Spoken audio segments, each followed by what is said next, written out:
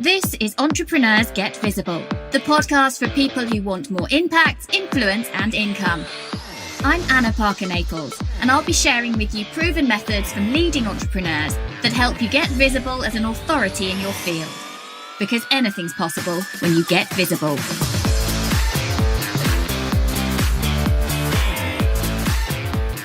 In today's episode of Entrepreneurs Get Visible, I am joined by the UK's #1 motivational business speaker.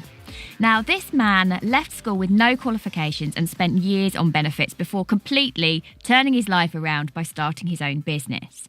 He now runs over 5,000 business networking events per year with his company 4 Networking. He's entertaining and funny and quite down to earth, so I think you're going to enjoy this episode. I'd like to introduce you now to Brad Burton. So welcome, Brad, to Entrepreneurs Get Visible. I'm excited for us to have a chat today about how quickly you've had to change direction with your business as a result of lockdown and everything that's going on. So I mentioned in the intro that you are host to 4N Networking, which is predominantly, has always been in person. So tell us a little bit about what you've had to do to bring that up to speed recently. So my business started in 2006 and we now run over 5,000 real-life business networking events across the UK each and every year, or we did prior to COVID landing. And we've had to change, we've had to evolve, and now we've brought it online, 4nonline.biz. We now run, where are we up to? Probably up to a run rate of 1,200 meetings a year right now from a standing start. Online meetings, and it uses the same format that we've always used on the networking front. But we've had to adapt, and this is the thing, so many of us with this situation need to adapt. See, 2 weeks ago, I went to buy some vegetables. Went to buy some vegetables from the farm shop, and as I was getting served, the lady behind the counter coughed. And that was enough for me to go, okay, flag on play. As I'm driving back, I rang my wife and said, listen, do me a favour, clear the island, posh, clear the island, going to put all the veg on there, I need you to wash it. So as she washed the veg, I took all my clothes off in the kitchen and put them into the washing machine. I goes upstairs and I has a shower immediately. Now, if I would have done that 6 weeks ago, prior to this, everyone would have gone, you're absolutely crackers, Brad. Mm-hmm. Doing it now is normal. Now, here's the thing. If you're still behaving or managing your business like you did 6 weeks ago, you're going to end up in the losers column because the world has changed and so many people are trying to hang on to the past. So many people are trying to hang on to the way it once was as if somehow that's coming back. It isn't. No. And this is why I created this 4 Networking Online where it changed everything. It changed everything for me because a multi-million-pound business, 14-year-old business, collapsed. It would have been gone. That would have been it. End finito, gone, over. And we had to adapt. And that's what we've done. Fortunately, we've managed to pretty much get ourselves back to out of ICU, effectively, business ICU, and do something fresh and something innovative. And where 4 Networking differs from every other business network is, it's a bit like having a laptop computer. If it's not connected to the internet, it's not that powerful. And that's what we've done with 4 Networking. You didn't join one group, you joined the entire network. So you could go from Cornwall, Manchester, London. Same situation now with 4N Online. You can network around the world using this online stuff, which is just fascinating. I've actually been to some 4N networking groups, and what I liked about it was that there was a very clear structure in how you were greeted when you came into the room. There were lots of people in charge. They had different roles, and it was all very clear who was doing what. Mm-hmm. And what I liked was that there was a really open possibility to get up and speak, and not just at your local networking, but to become part of that wider network. Before we started recording, Brad, you said that you have built this incredible speaker business with no formal speaker training, mostly through being able to get up in front of other people and hone your craft, hone your pitch. So tell us a little bit about that journey from where you started to the empire that you have now. Sure. So when I started out, nobody gave me a chance. I started my business, £25,000 in debt, no income. I walked out of a job. A wife that wanted me to go and get a proper job. I didn't really have a clue what I was doing. I was making it up. Same goes to my speaking career. With the networking events, I'd go to a 4 Networking event and I would do what's called a foresight, an insight, not a sales pitch. And you've got to make it entertaining. So I was doing that 10 or 15 minute speeches at 4 Network. And then all of a sudden, somebody goes, oh, Brad, you're so inspirational, you're so motivational. And I'm like, thanks. And then you get it again and again and again. And then all of a sudden, somebody would say, oh, there's a local business show and the speaker's dropped out. Can you do it, Brad, tomorrow? And you go, yeah, okay. And the next thing, speaking in front of an audience of 80 chairs of which is 23 people there. And now you kind of get a taste for it. And now you think, okay. And that's how I built my speaking career up. And now at the highest level in the UK, JCB, Costa, Bentley, Zero, the Business Show, the NHS, the list really does go on. At the highest level, I'm getting booked. Now, for those people that can't see me, I am from Manchester. I do have a shaved head, I do have tattoos, and I do, but don't worry, I'm not a drug dealer anymore. But we can all change. And this is the thing, every step of the way, I was told that I could never be a motivational speaker, that I would never make it as a motivational speaker because my voice wasn't right, or, I needed to wear a three-piece suit and a pocket watch. And actually, all those people that give me the advice, I've kind of surpassed them, right? And this isn't about them. This is about me doing it my way. So fundamentally, I wear jeans, trainers, and T-shirts, and you can see it on the background here. You speak in front of 3,000 accountants and this, that, and the other. And this is my personal brand. And there's two things going on here. One is that, I like wearing jeans, trainers, and T-shirts. And the reality is I can't be asked with formality and professional, that formal dress wear and business wear. You don't need it. So I've set myself out as a field of one in the motivational speaker space. It look a little bit edgy, but the reality is I just can't be asked to go and get my suits out of the dry cleaners. But the reality is that I've managed to create myself a niche, and I refer to myself as the UK's #1 motivational business speaker. And I did that on purpose. I did that knowing full well that what that would do is get people talking about me, and people would either talk about me negatively. This guy, who does this guy think he is? What a prick he is. Right? Absolutely. Or, people would say, oh, I've never heard of him. And they'd go and seek me out. Now, here's the reality of it. Is I said to you, I'm the greatest. I'm the greatest. Which boxer am I referring to? Muhammad Ali, the greatest of all time, right? Yeah. And the reason that we refer to Muhammad Ali, the greatest of all time, 40, 50 years on, is because he referred to himself as the greatest. Do you honestly think we'd be going, fucking hell, I'll tell you what, that Muhammad Ali was the greatest, even though he got knocked out 5 times? No. So this is the reality, is that the first person you've got to convince of your brilliance is you. And people get that one wrong. So me calling myself the UK's #1 motivational business speaker, in 8 years, I've never had the Advertising Standards Authority on me. In 8 years, I've never had the police come and kick me back doors in and arrest me if I'm police. So what was the downside? The downside was people that don't like me are going to say, well, he's not. And that's great. So what was really interesting is that I created this personal brand out of nothing. Nobody can tell me how to run my life. Nobody can tell me how to be a speaker. Nobody can tell me I do it my way. I've had no formal training. But what I do know is it works because clients include Costa Coffee, Bentley, JCB, Screwfix, NHS, Zero. You wouldn't be getting booked to that level. No. If you weren't delivering. Yeah, absolutely. If it wasn't delivering, and also if the reality is it was a bluffer, it would only get you so far. And I think that's the thing about as a speaker is that initially when you first start off, I mean, I've died in front of audiences. Let me be quite clear. I've died in front of audiences, and this is a bit that nobody kind of talks about. But I remember going back 5 years ago. I was speaking at an event, and it was for a staffers event. It was, and these guys did the website for Tesco's and stuff. And I was due to be speaking at 4 o'clock. I was relatively wet behind the ears. 6 years ago, it was actually. And I remember going to the loo at about 2 o'clock. I was speaking at 4 on a Friday. It was over in Cambridge. And I remember going to the loo. And in the urinals, there was 2 guys, and there was a space in the middle, wet in the middle. And these 2 guys were saying, this is supposed to be motivational. What a load of shit. And I'm thinking, okay, this is going to be an interesting one. And I'm up soon. Yeah, that's right. So, and then this is like, nerves got hold of me. I said, hey, guys, if you think it's not motivational, wait till later. I mean, I might as well straight out of David Brent playbook. And I go to speak at 4 o'clock, and prior to me speaking, the sales director came on wearing Bermuda shorts and a Hawaiian shirt and sunglasses because the future was so bright. And everyone's laughing at him. I'm looking at the audience. Everyone's laughing at him. The staff didn't like him. They didn't want to be there, blah, blah, blah. Anyway, I goes on. And I'm doing 45 minutes, and then 25 minutes in, I'm dry. I've got nothing. I've done everything that I can. I've cracked all my jokes. I've got nothing. But prior to that, when I was going to get invited up, the managing director said, looking for my card. Oh, I can't find the introduction. It's just some fat bloke from Manchester. And I walked on. And I had 45 minutes this and 25 minutes in, I've got nothing. And I'm pausing. I'm going, this is not working. And I pauses and looked at the audience and says, I think this is fair to say this isn't going as I would like it to. I said, I should be the UK's #1 demotivational speaker, a bit of a laugh. I said, look, let me explain something. As a speaker, you're always going to find the positive. As a motivational speaker, you find the positive in everything. And I said, I've learned something, and this is what I want you to write down. Experience is what you win when you lose. Think about that. Experience is what you win when you lose. And you don't want to know what I've learned today? And he says, go on. I said, never do a fucking job in Norfolk. And I walked off. They got a big round of applause and a laugh. And that was it. But, the reality is with this thing is that you've got to push yourself. You've got to push yourself out of your comfort zone. It's never comfortable being a speaker, not at first. And most normal people wouldn't do it again. Most normal people would die and say, you know what, I'm never doing that again. Every crowd you get is different. And I think that's the nature and actually the beauty of speaking. I come from an acting background, come from a lot of theatre.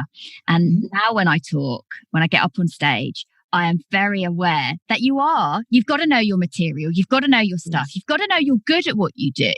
Right. But you've also got to be bouncing off what the crowd is giving you. And a lot of those things are non-verbal, aren't they? No, and if you let yourself get overly distracted by the people who are disengaged, and that can really throw you. So I think that's a very brave step that you took to decide this audience isn't going to work for me. No. So I can deliver my content and it not land. No, or I can do something strong. Well, listen, I had nowhere to go with that. I'd done. Now, but what was great about that is I always ask when I come off stage, what did I like best? What would I do next time differently? And I've spoke over 2,500 times professionally in the last 10 years or whatever it is. So you learn massively. I've only ever died probably 5 times. But, I call it commando rolling. Is it you kind of just want a commando roll out of there? And I remember seeing some photographs of me when I died and my ears were red, like heat sinks, embarrassed.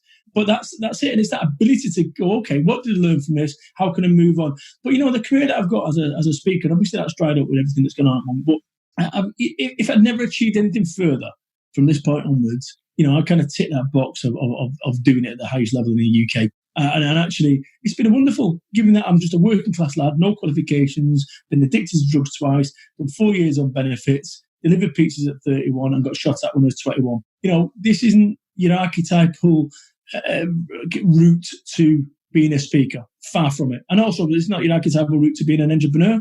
But what I've done is I've looked at my life and said, okay, from all these things that I've overcome or dealt with in my life, what does this make possible? And that's a question that I ask people to ask right now. When the shit's hitting the fan with everything that's going on at the moment, ask that question. What does this make possible? And for me, it made possible to get a blank piece of paper with my business and say, okay, how would I design my business now? How would I design my life now? And whenever it gets tough, and it will get tough, is I want you to ask this question or say this to yourself. This is not how my story ends. This is not how this story ends. And by doing that with 3 epaulets at the end of it, you can go, okay, what do we need to do now? And it just gives you that strength to go on. Because I'll tell you, certainly not in the recent, with this whole debacle, it's not leveled now. But I had a nervous breakdown 8 years ago. And the great thing about a nervous breakdown is you get to rebuild yourself differently. And it kind of prepared me for this, because if it wasn't for the nervous breakdown 8 years ago, I'd be having one now. So what was your biggest takeaway then 8 years ago? And were you already speaking? Were you already in the motivational field when that happened for you? Or did that force you? No, I was loosely in the motivational speakers field, loosely. But what's happened as a result of it is I've evaluated and evolved. And my message lands like, it's just universal, because my story is everyone's story. And what I mean by that is when I talk about the drugs, or I talk about getting shot at, or I talk about depression, or this, that, and the other, everyone's got a story. The difference is I'm daft enough to share it, right? And actually, if you just looked at me online, all you'd see is Brad Burton, the author of 4 books and the motivational speaker and the founder of 4 Network, and all these, all this stuff that we put our best foot forward. But the reality is there's another side of my life which actually people don't know about, and the only reason they know about it is because I share it. And everyone's got a side of their life. And when my life started turning round was at the point when I said, you know what, bollocks, I don't care if people don't like me or people don't appreciate my honesty about what life. When I started my business off, I was literally delivering pizzas. I was going to the Coinstar machine and putting all my 2s and 1s in it at Summerfield because I had no money. And people nobody shares the reality of what it's like to run a business, because people are embarrassed. And actually, I'm not embarrassed about anything. I know that what I'm doing is making a positive difference by being so honest. It's allowing other people to be honest. Why is it important to you to make that difference? Great question. So if you look there, my book called Now What, which is the latest one, I've got every material thing that I could possibly wish for in my life, like everything, right? And the only time it's now what I could do is go and get some gold taps. I don't want gold taps, but you see, I've got everything sensible that I want, right? House, car, My motivation, I wrote that book, Now What? Because I'd reached that point in my life where I'd got everything that I'd kind of what normal people would say, this is, you've reached the top of your game. And actually asked that question, now what? Because we believe, and this is why, people believe that success is about making money. Success is about having offices. Success is about getting out of a helicopter and then going playing tennis with Richard Branson. And actually, you know what success is? Success is about being happy, being content with what you've got, right? So many people are chasing that my life's going to be good when you get a 40-inch television, then it's a 60-inch, then it's an 80-inch, then it's a 100-inch. Now you want a 40-foot cinema. Where does it end? And this is what people do. They spend, I'm not saying that money can't buy you happiness, but it helps. But what I will say is that the pursuit of endless wealth and money, that causes you unhappiness. That's why people who are mega rich commit suicide, because you get to this emptiness in your life. So my motivation right now with this honesty, and actually what it's about, is to make a positive difference. I don't need to make any more money. I don't need to make any more money. So who is it you most want to touch then with that message? People who, like me, who have been told they never amount to anything. I am a working class lad from Salford, Manchester, no qualifications. Dad left when I was 6 months old, addicted to drugs twice, 4 years on benefits, got shot at when I was 21, delivered pizza at 31. It's hardly the CV for someone who can be an entrepreneur and success. But this is the thing. Nothing's changed in my ingredients. I'm still a little bit woe, still a little bit away. But what's changed is my recipe. And we can all change. And once you realise that a guy with no qualifications can write 4 best-selling books, he can start a multi-million-pound business from nothing, £25,000 in personal debt on daft cars and televisions, or owned, that he can become a motivational speaker and speak at the highest level in the UK, then that anyone can be anything you want. But what we need to stop doing is stop comparing ourselves to other people. Stop looking at Richard Branson, Anthony Robbins, Grant Cardone, and start comparing our lives to us. How can we be a better version tomorrow than we was today? Yeah, there's a lot you said there that I agree with. So knowing that you have achieved financially the things you wanted to achieve, and yet we've had this recent instability where your business could have gone down the tube if you'd let it. That's right, yeah. What do you think the lesson is for you in that? I think the lesson is with everyone here is be prepared to change. Now, change isn't easy, right? But let me explain something. I'm going to share something with you that Bentley Global use. This is their process of making decisions. And the reason that Bentley Global use it is because I taught it them. Me, Brad Burton, the former drug addict, Brad Burton, the 4 years, and Brad Burton, this goes on.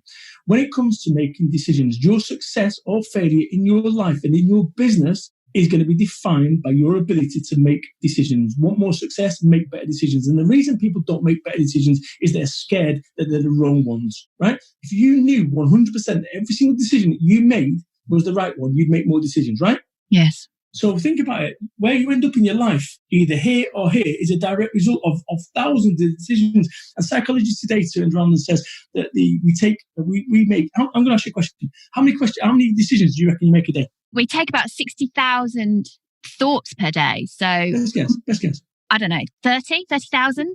Bang on the nose to the minute. Right, you're bang on. 30,000. How many people? 30,000. 30,000 decisions. You're the first one ever. 30,000 well, that's because decisions. I was thinking, I know there's 60,000 thoughts in a day. How many of those are actually decisions? So, right. So 30,000 decisions. That's what we make a day. And, how many people are conscious of every single one of those decisions, right? Whether you should have a Jaffa cake, or you should eat 3, or you should have 2 sugars instead of 1 sugar, or whatever. These small micro decisions. Now, imagine if you could program yourself to make every single one of those 30,000 decisions better, right? We'd be like, everything will be better. Now, here's what I've managed to do. I've done this with my life. Because when it comes to making decisions, the reason we don't make them is we're scared they're the wrong ones. Well, let me explain something. So an expert is someone that has made all the mistakes in a particular niche field. So when it comes to public speaking, I've made them all. So I've had to make them all. But what would happen is most people would die in front of 200 people and say, I'm never doing that again. Right? Whereas I've gone, okay, what did I learn from that? Right, bosh. So next time to make sure they've got the intro. If they've not got the intro, you crack a joke. So that Norfolk one is I learned something from that. When you've lost your way, right? I could then go to say, look, you know what? I've lost my way. And in life and in business, sometimes we can lose our way. And we end up on stage when people are looking at us and we don't have an answer. And it starts, so a fallback position. But going back to the point I made, your success or failure in your life is going to be defined by your ability to make decisions. Where you are right now in your life, your relationships, whatever, is a direct result of your decisions. You can blame being locked in the coal shed when you're 6-year-old by your dad, but actually it's down to you. Boris Johnson, Trump, it's not down to them, it's down to you. So the reason we don't make decisions is we're scared they're the wrong ones. So here's the thing. Here's what I do. I make decisions. I'll tell you about that Bentley thing in a second. If I make a decision and it's the wrong one, it moves me one step towards being an expert. If I make the right one, it moves me one step towards success. You can't lose. So here's what I do. This is my whole mandate. Make better decisions faster. This is what I stand for. Better, this is my band. Now what? Better decisions faster. So when it comes to making decisions, I will make a decision in 24 seconds. If I can't make a decision in 24 seconds, I'll then revisit it in 24 minutes. If after 24 minutes, I can't make a decision, I revisit it in 24 hours. If after 24 hours, I can't make a decision, I've just made a decision. It isn't fucking important. Next. That is how I go. I will never let a decision go over 24 hours. So I'm moving forward. So this whole COVID thing with my business, it stopped. And I knew the lockdown was coming. I was panic buying well before anyone even started panic buying. I was like 8 weeks out. I played enough computer games in my life to know where this was going, right? So I was sitting pretty, me, going weeks before anyone else started panic buying. So that 24 seconds, I made the decision to change my business in 24 seconds. And that allows you then to take firm action because you've made the decision. It's behind you. You can then go full steam ahead. Correct. And ask yourself a question. What does this make possible? What it makes possible. And I'm about to show you something right now. Right, it's a top secret, but I'll show you anyway. Right? I'm going to turn this back around so you can see it. So I'm about to show you something. This is what it makes possible. I got myself a blank piece of paper and I wrote 25th of the 3rd, BB, the future of business networking. I got a blank piece of paper and I said, what does my business look like now? If I had a blank piece of paper to start again, what would it look like? And that's what I've done.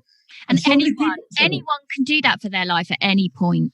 Any point. Yeah, but what ends up happening is people are scared of making change. So if I didn't make change, let me share this with you. So my computer that I use now is a laptop and it's got Windows 10 on it. I would not use a computer with Windows 95 on it. Would you? I'm a Mac user, so I wouldn't. Okay, all right. But you see But I get the point. All right, so you wouldn't go backwards. You wouldn't use an OS from 10 years ago. You wouldn't use an OS from 10 years ago. No. Why? Because it's open, it's flawed, it's not a speeder. Guess what? The same goes for your brain. Think about your brain like a hard drive. Think about your way you look at the world like an operating system. So many people, nobody would use Windows 95, unless they like Minesweeper, but nobody used Windows 95. And yet I can guarantee that people who are listening to this right now will have Windows 95 thinking. There'll be stuff going on from 1995. Never trust a man who wears a velvet jacket. Never trust a man who wears slip-on shoes. Just shit from 1995 that you've not managed to get rid of. So I've updated my operating system.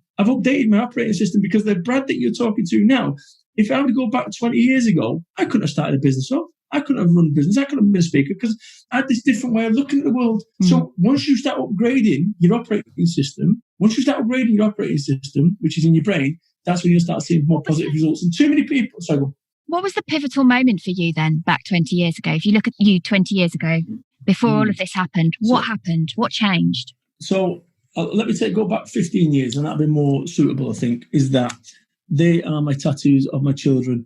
My boy came along, and all of a sudden, it was no longer about me. So actually, if it was left to me, I'd be sat there smoking bongs all weekend. Lovely, right? Everything was in the short term. Work a shit job, pissed off, go out clubbing Friday, Saturday, work a shit job. And so it continues. And actually, I lived everything in the short term. So everything is in the short term. And what I did, I confused fun with happy. Mm-hmm. So we end up doing fun. Fun is going out and getting shit-faced. Fun is doing drugs, smoking, drinking, partying. Happy is when you don't need to do any of that stuff. And this is and the reason that people do fun is because they can't see the happy. They don't believe that happy is for them. And people are saying, my life's going to be good when I get the 40-inch television, 60-inch, 80-inch. Success and happiness is always around the next corner when I get married, when I have the baby, when we get the house, when I get the new job, when I get promotion. And you get the job and promotion. And guess what? You're not happy still. No. It's around the next corner, next corner. Yeah, exactly. You're constantly on that treadmill of going after the next thing. No level of satisfaction. Correct. And this is why I've said bollocks to that, right? And actually, Grant Cardone's straddling a frigging $50 million jet as if somehow that's to be coveted. And actually, you look at his what he does a day. He has 30 minutes with his children. Well, that's great, Grant. Look forward to that. I want to live my life. Absolutely. But this is the thing. If you want to live your life like that, Grant, crack on. And this is what people need to understand. I want to live a life where I can have tattoos, look like a drug dealer, and speak on stage. Now, nobody can tell me I can't do that because I can do that. Nobody can. When I first started that book there, Get Off Your Arse, I was talking about literature. You can't call a book Get Off Your Arse. You won't get it published and you won't get it in Waterstones. Well, guess what? I got it published and got it in Waterstones. People said to me, Brad, you can't start a phone networking, 50% social, 50% business. Oh, it needs to be 80% business. Bullshit. I've done it. And actually look at the social bit now, right now, more than ever before, is more important than ever before. Brad, you can't be a motivational speaker. Why not? You've got a shaved head. You need to have a hair. You need to have a three-piece suit. You need to be an orator. Bullshit. So this is the thing. I've been allowed for so many years, allowed people to tell me what I could and couldn't be. And I ended up being nothing. I ended up achieving nothing because I allowed the world through osmosis for me to surround myself with people. And I was just the thick northerner in the office with a cheap suit on, trying to put a posh voice on.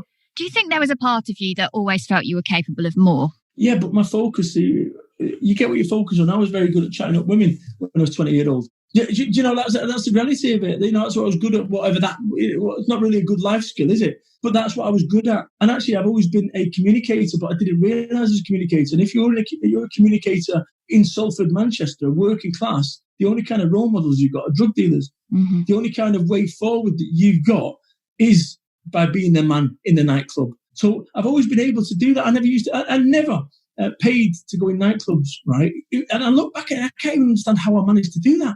But I never paid. I didn't have to. People let me in. And I think to myself, what was going on there? Why was it at 20, 21, and 22? By default, I would never have to queue. Is it my face? I have no idea. And I genuinely am trying to reconcile what was going on there.